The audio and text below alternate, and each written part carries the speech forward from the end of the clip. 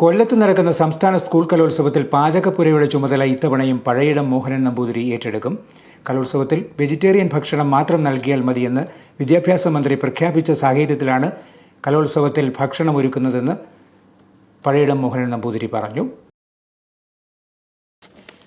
2024 ജനുവരി 4 മുതൽ 8 വരെ കൊല്ലത്ത് നടക്കുന്ന സംസ്ഥാന സ്കൂൾ കലോത്സവത്തിൽ പഴയിടം മോഹനൻ നമ്പൂതിരി തന്നെ ഭക്ഷണം ഒരുക്കും. കഴിഞ്ഞ വർഷം നോൺ വെജ് വിവാദത്തെ തുടർന്ന് കലാമേളകളിൽ ഇനി ഭക്ഷണം ഒരുക്കില്ലെന്ന് പഴയിടം പ്രഖ്യാപിച്ചിരുന്നു.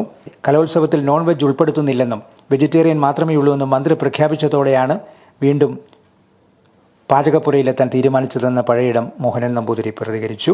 2024 ജനുവരി 4 മുതൽ 8 വരെ കൊല്ലത്ത് വെച്ച് നടക്കുന്ന സംസ്ഥാന സ്കൂൾ കലോത്സവത്തിൽ ഈ വർഷവും ഭക്ഷണം പാചകം ചെയ്യുവാൻ വേണ്ടി ഞാൻ എത്തുന്നുണ്ട്. കഴിഞ്ഞ വർഷം ഉണ്ടായ ചില വിവാദങ്ങൾക്കൊടുവിൽ സ്കൂൾ കലോത്സവങ്ങളുടെ പാചകപ്പുരയിൽ നിന്നും വിട്ടുനിൽക്കാനൊരു തീരുമാനമുണ്ടായിരുന്നു. എന്നാൽ അതിന് നിദാനമായിട്ടുള്ള കാര്യങ്ങൾ പരിഹരിക്കപ്പെടുകയും സംസ്ഥാന സ്കൂൾ കലോത്സവത്തിന് ഈ വർഷവും വെജിറ്റേറിയൻ ഭക്ഷണം മാത്രമേ കൊടുക്കുന്നുള്ളൂ എന്ന് നമ്മുടെ ബഹുമാനപ്പെട്ട വിദ്യാഭ്യാസ മന്ത്രി പ്രഖ്യാപിച്ചിരിക്കുകയും ചെയ്തിരുന്നതുകൊണ്ടാണ് കലോത്സവത്തിന് ഭക്ഷണം പാചകം ചെയ്ത് കൊടുക്കുക ഞാൻ ടെൻഡർ കൊടുത്തിരുന്നത്. എല്ലാവർക്കും നന്ദി, നമസ്കാരം.